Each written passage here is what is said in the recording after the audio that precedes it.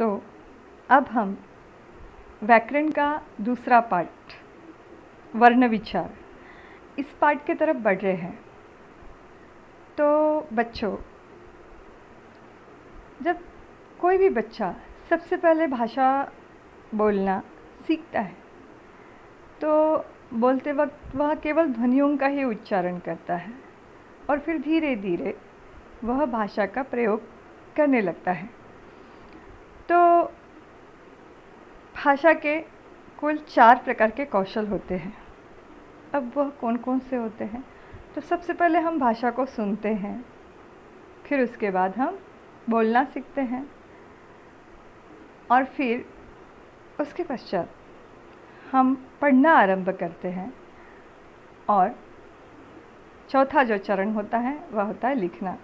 तो हम लिखना सीखते हैं। याद करो, नर्सरी क्लास में हम क्या करते थे? पहले कविताएं सुनते थे, यानी हमने सुनना आरंभ किया, सुनने से आरंभ किया और फिर धीरे धीरे हमें हमारे जो नर्सरी की टीचर थी उसने हमें धीरे धीरे लिखना सिखाया है। तो इसीलिए इसमें 2 कौशल माने जाते हैं। तो वो होता है मौखिक कौशल यानी बोलने का कौशल और दूसरा होता है लिखित कौशल यानी लिखना। तो अभी जैसे कि हमारा पाठ है वर्ण विचार, तो इसका जो पहला शब्द है, इसके पूर्व भी जब मैंने व्याकरण का परिचय कराया था तब भी मैंने वर्ण के बारे में आपसे बात की थी। तो वर्ण किसे कहते हैं, यह प्रश्न उपस्थित होता है। तो भाषा की उच्चारित ध्वनियों के लिखित रूप को हम वर्ण कहते हैं। तो यूँ कहो कि वर्ण जो है वह भाषा की सबसे छोटी इकाई है। इकाई जो शब्द है, जैसे कि हम हमारी मराठी भाषा में एकक कहते हैं, तो हिंदी में उसके लिए इकाई शब्द का प्रयोग करते हैं। तो उसके कोई खंड नहीं होते। जैसे मैंने पहले भी कहा था तो अ का कोई हम खंड अलग अलग खंड नहीं कर सकते हैं। अ यानी अ ही रहेगा। तो वर्ण के 2 प्रकार होते हैं। अब 2 प्रकार में स्वर और व्यंजन। तो प्रत्येक शब्द वर्णों के सार्थक संयोजन से बनता है, निरर्थक नहीं। अब सार्थक का अर्थ क्या होता है? जैसे करता, बराबर है, करता है शब्द है। कर्ता से आपको पता चल गया कि मैं क्या कहना चाहती हूँ, करता।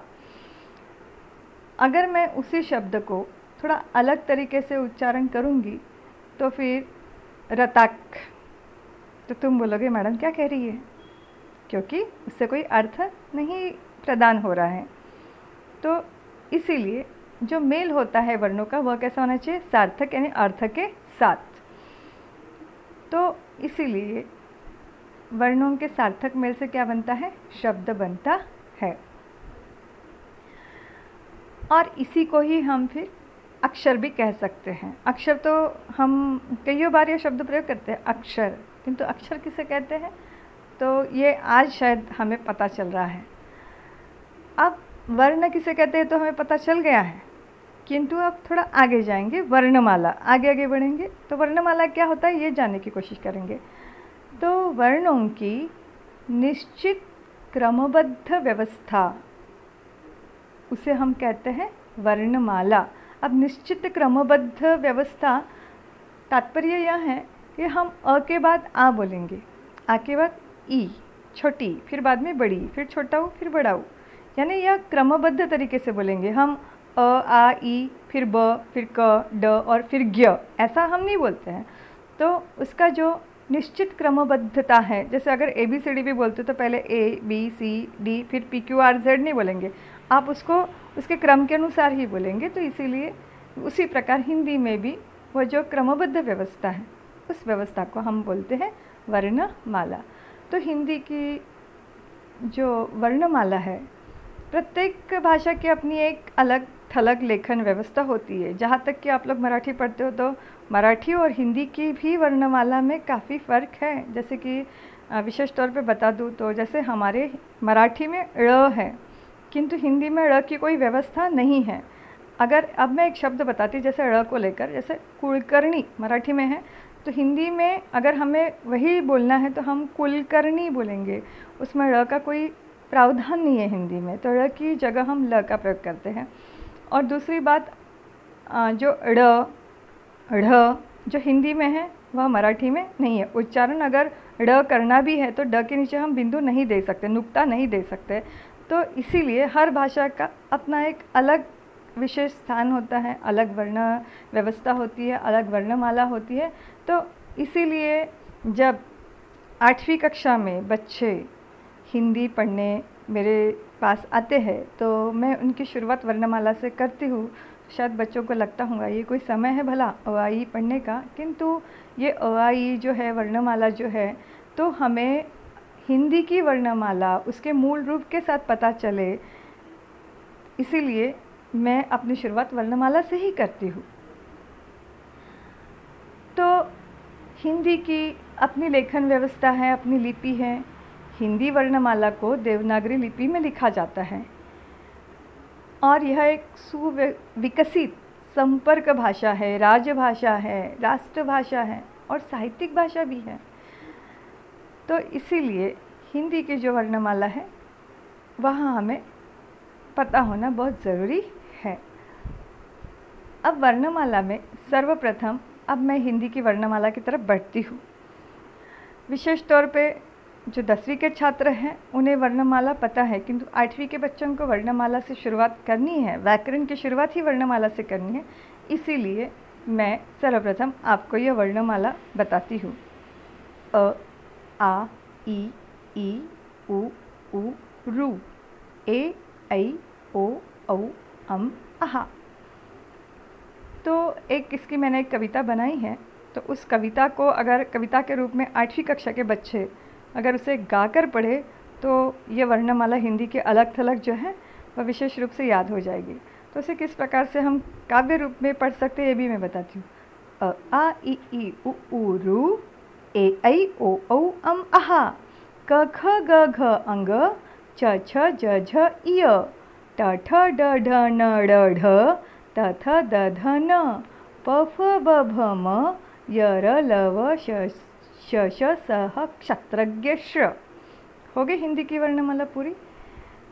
अभी हिंदी की वर्णमाला को हम अब व्याकरण के दृष्टिकोण से पढ़ रहे, हम नर्सरी पहली कक्षा के बच्चे नहीं हैं, फिर भी हम वर्णमाला इसलिए पढ़ रहे हैं, इसे दोहरा रहे हैं क्योंकि हमें इसके ज़रिए व्याकरण पढ़ने की शुरुआत करनी है। तो हिंदी वर्णमाला में अ आ इ ई उ ऊ रू, ए ऐ ओ औ अम अहा। अ से लेकर आ तक जो है वह वे स्वर कहलाते हैं। उसके बाद व्यंजन, तो व्यंजन को हमने अलग अलग वर्ग में बांटा है, जैसे क वर्ग, च वर्ग, ट वर्ग, त वर्ग, प वर्ग। तो जैसे अब मैं उदाहरण के तौर पे ले लेती हूँ एक वर्ग ट वर्ग। तो ट वर्ग में क्या आता है, ट ठ ड ढ न और फिर ड़ ढ।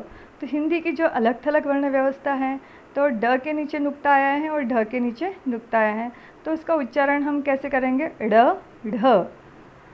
क वर्ग में क ख ग घ अंग।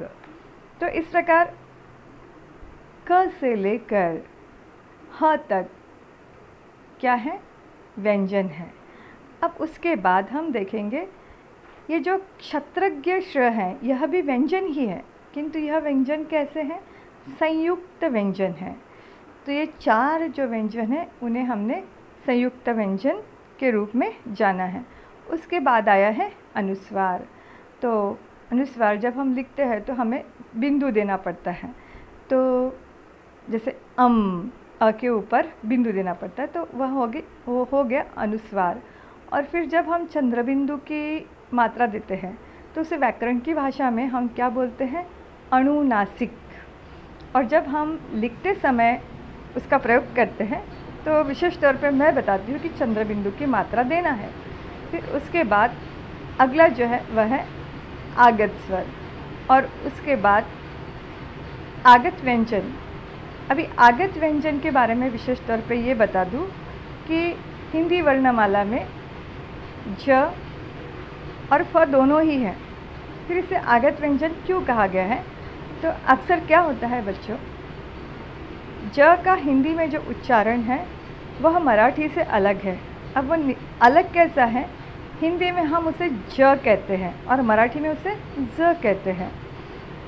किंतु कभी कभार ऐसा हो जाता है कि ज की जगह, ज का जो उच्चारण हिंदी का ज, उसकी जगह हम जब ज उच्चारण करते हैं, मतलब उच्चारण हल्का हो जाता है ज का, ज, तो उसके नीचे हमें बिंदु देना पड़ता है। ठीक उसी प्रकार फ, बराबर है, तो हम फ का भी जब हल्का उच्चारण करेंगे तो उसे फ के नीचे बिंदु देना पड़ता है। तो इसीलिए इसे आगत व्यंजन कहा गया है। तो जब भी विशेष शब्द आएगा और जहाँ उच्चारण ज का बदल जाएगा तो मेरे पढ़ाने में ज़रूर मैं आप लोगों को समझा दूंगी। जैसे कि जहाज, बराबर है, जहाज, तो फिर हम लिखेंगे ज हा ज, उसके नीचे बिंदु नहीं लगेगा क्योंकि उसका जो उच्चारण है, ज का उच्चारण कैसा हिंदी के मुताबिक है जहाज, तो उसके नीचे बिंदु नहीं लगेगा।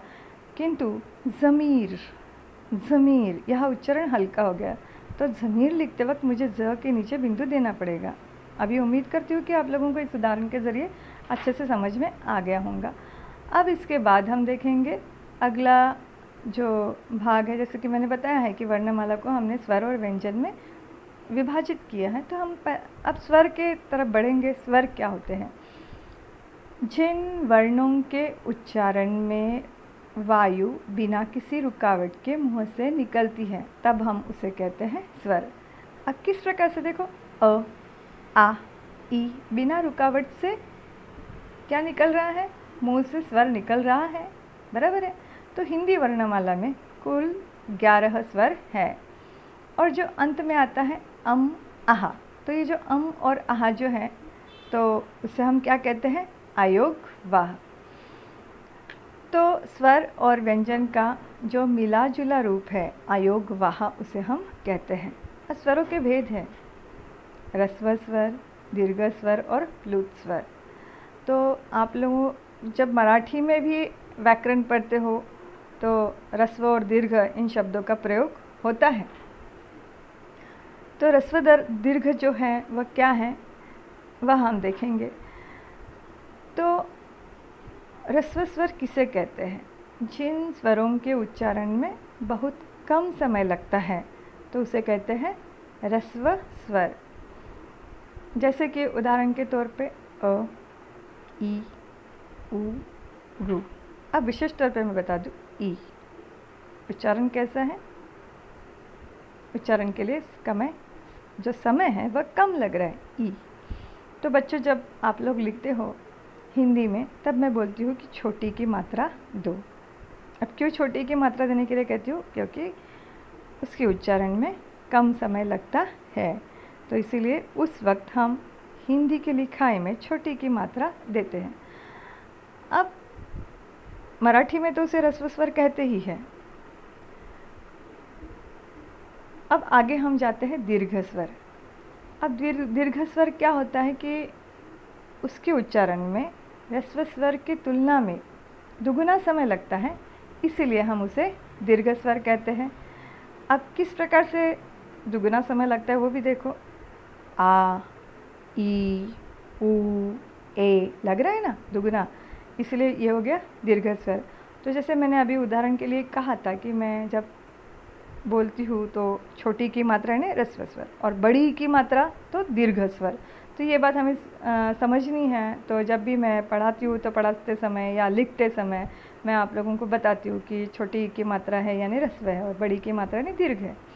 उसके बाद हम जाएंगे प्लुत स्वर।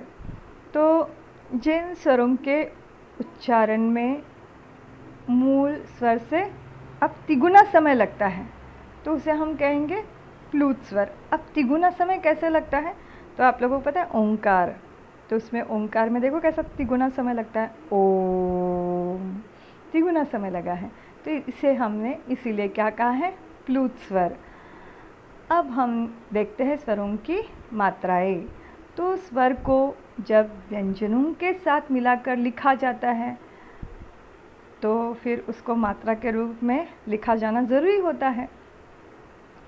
तो इसीलिए अब हम अलग अलग मात्राएं जानने की कोशिश करेंगे। तो पहला जो है अ की मात्रा, तो देखो मात्रा स्वर भी दिया गया है, उसके बाजू में मात्रा भी दी गई और उदाहरण भी। अभी अ की मात्रा जैसे म में अ की मात्रा, न में आ की मात्रा, म न, ज में अ की मात्रा, ब में अ की मात्रा, ज ब। अब उसके नीचे देखो आ की मात्रा किस प्रकार लिखी जाती है, मात्रा के कॉलम में देखिए। तो आ की मात्रा लिखते वक्त इस प्रकार से लिखी जाती है, द में आ की मात्रा दा, न में आ की मात्रा ना, तो दा म ना। अब ई की जो मात्रा होती है वह आगे से लगती है। देखो छोटी की जो मात्रा होती है वो किस प्रकार से लिखी जाती है। और बाजू में उदाहरण में देखो दिन में छोटी की मात्रा कैसे लगी हुई है वह भी देखो। किरण में छोटी की मात्रा देखो, क में छोटी की मात्रा किस प्रकार से लगी है। उच्चारण में भी देखो दिन, उच्चारण छोटा है देखो दिन। और दूसरा जब दिन लिखेंगे तो हम दिन, तो फिर बड़ी की मात्रा लगानी पड़ेगी। तो दोनों दिन का अर्थ भी बदल जाता है, दिन, बराबर है। तो आगे हम बढ़ते हैं बड़ी की मात्रा। अब बड़ी ई की मात्रा किस प्रकार से दी जाती है देखो। तो क में बड़ी की मात्रा दी गई है किल, लीची। तो की ली उच्चारण बढ़ गया है, इसलिए वह बड़ी की मात्रा दी गई है। अब छोटे ऊ की मात्रा देखो, इसे विशेष तौर पे छोटी की मात्रा, बड़ी की मात्रा, छोटे ऊ की मात्रा, बड़े ऊ की मात्रा, इसे विशेष रूप से आप लोगों को लिखते समय ध्यान में रखना है और इसलिए मैं इस पर विशेष जोर दे रही हूँ। तो छोटे ऊ की मात्रा जो होती है वह कब दी जाती है, जब उच्चारण ह्रस्व होता है। तो देखो छोटे ऊ की मात्रा किस प्रकार से दी जा रही है। अब मैं यहाँ उदाहरण बता रही हूँ, चुन, बराबर है, पुल। तो उच्चारण छोटा है, पू, चू, छोटा है, इसलिए वह छोटे ऊ की मात्रा दी गई है। तो जब भी उच्चारण छोटा होता है तो छोटे ऊ की मात्रा दी जाती है, ये बात हमें ध्यान में रखना है। अब बड़े ऊ की मात्रा, तो बड़े ऊ की मात्रा किस प्रकार से दी गई है देखो, उकार कैसा दिया गया है। अब देखो बड़े ऊ की मात्रा में उच्चारण भी कैसा होता है, दुगुना होता है। जैसे देखो शूल, सूट, है ना, शू और सू, शू, सू, तो उस वक्त हम बड़े ऊ की मात्रा देते हैं। अब रू की मात्रा, विशेष तौर पे देखो रू की मात्रा जो होती है, ऊ की मात्रा जो होती है हमारी दाई ओर होती है और रू की मात्रा जो होती है वो हमारी दिशा बदल देती है, तो बाया और दाया। तो इस प्रकार में इसमें फ़र्क होता है। तो रू की मात्रा देखने के बाद देखो वह क में रू की मात्रा किस प्रकार दी गई है। कृषि में क्रू की मात्रा देखो कैसे दी गई है। मातृ में त्रु में देखो कैसी, जैसे मैं इसे आपको और आसानी से बताऊंगी कि उल्टा उकार देना पड़ता है, आपके समझ के लिए मैं ऐसा कहूँगी।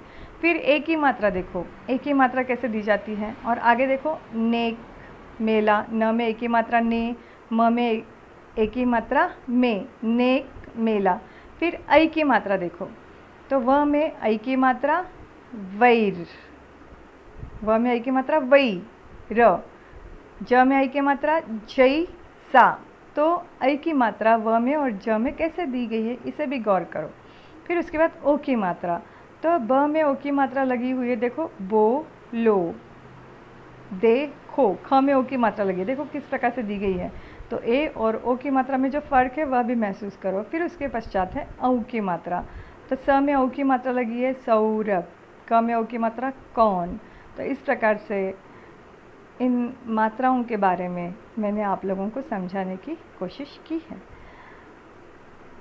अब उसके पश्चात र में जब छोटे ऊ की मात्रा लगती है तो उकार किस प्रकार से होता है वह भी देखो। र अधिक छोटा ऊ, तो किस प्रकार से छोटा ऊ लगने के बाद रू कैसा बना है वह भी देखो। और फिर रुचि शब्द बना। और र में बड़े ऊ की मात्रा जब लगती है तो वह किस प्रकार से लगती है वह भी देखो, उसमें जो अलगाव है वह भी देखो। और फिर देखो रूप शब्द बना हुआ है। अभी उसके पश्चात हम देखेंगे व्यंजन। व्यंजन किसे कहते हैं, जिन ध्वनियों के उच्चारण में हवा कंठ से निकलकर मुंह में कहीं स्पर्श करते हुए या घर्षण करते हुए बाहर निकलती हैं, तब उन्हें व्यंजन कहा जाता है। तो व्यंजन में 3 प्रकार के व्यंजन होते हैं, स्पर्श व्यंजन, अंतस्थ व्यंजन, ऊष्म व्यंजन। तो मेरे ख्याल में व्यंजन को लेकर आप लोगों को कुछ ज़्यादा नहीं है आप लोगों के व्याकरण में, जितना है उतना मैंने आपको बताया है। अब देखेंगे अनुनासिक। तो अनुनासिक ध्वनियों के उच्चारण में हवा नाक और मुंह दोनों से बाहर निकलती है, तो इसीलिए उसे कहा जाता है अनुनासिक। जैसे उदाहरण में देखो, धंस, चांदी। तो यहाँ पर केवल इतना देखना है कि जब भी अनुनासिक हमें उच्चारण होता है तो उसमें चंद्रबिंदु की मात्रा का प्रयोग अक्सर किया जाता है। देखो, बूंद वगैरह वगैरह, धंस। अब उसके बाद विसर्ग। तो विसर्ग चिन्ह देखो, विसर्ग का प्रयोग केवल तत्सम शब्दों में ही किया जाता है। तो जैसे देखो, अभी उदाहरण में देखो, प्रातः, अतः, प्रायः, संभवतः। तो ये विसर्ग चिन्ह है, उन विसर्ग चिन्हों को हमें ध्यान से पढ़ना है। अब जैसे मैंने आप लोगों को बताया है, संयुक्त व्यंजन, क्षत्रज्ञ श जो है यह संयुक्त व्यंजन है और इन्हें संयुक्ताक्षर भी कहते हैं। तो इनका उपयोग कब होता है, जैसे आजकल हमें मोबाइल में भी टाइप करते हैं तो हमें यह संयुक्त व्यंजन कैसे बनते हैं और कैसे टाइप करना होता है ये भी हमें जानना बहुत ज़रूरी है व्याकरण में। तो जैसे क्ष है तो क हलंत अधिक क्ष, अगर हम ये 2 टाइप करते तो क्ष आता है। तो ये जो क्ष है वह क और श के मिलाप से क्ष बनता है। जैसे ज्ञ है। अब ज्ञ के बारे में विशेष बात ये बताना मैं बहुत ज़रूरी समझती हूँ कि मराठी में हम न्य कहते हैं, किंतु हिंदी में इसी का उच्चारण ज्ञ किया जाता है, ज्ञ। तो इस बात का हमें ध्यान रखना है। तो ज्ञ अगर, अब ज्ञ कैसे तैयार होता है, तो ज अधिक इय, ज हलन, ज अधिक इय, तो क्या बनता है, ज्ञ। तो अगर आप कंप्यूटर में या मोबाइल में अगर ज्ञ टाइप करना हो तो आप लोगों को इस प्रकार से टाइप करना पड़ता है, तो ही ज्ञ तुम लोगों को मिल सकता है। अभी त्र देखो, त हलन अधिक क्र, क्या होता है, त्र, और श हलन अधिक क्र, श। तो हिंदी में इस प्रकार से संयुक्त व्यंजन होते हैं। तो ऐसे संयुक्त व्यंजनों को ही हमने संयुक्त वर्ण भी हम लोग कह सकते हैं। अभी इसके पश्चात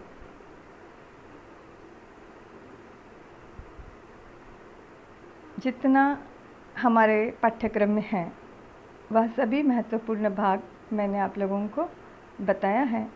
उम्मीद करती हूँ कि आप लोगों को समझ में आया होगा और इसके बाद हम नए पाठ के साथ पुनः मिलेंगे।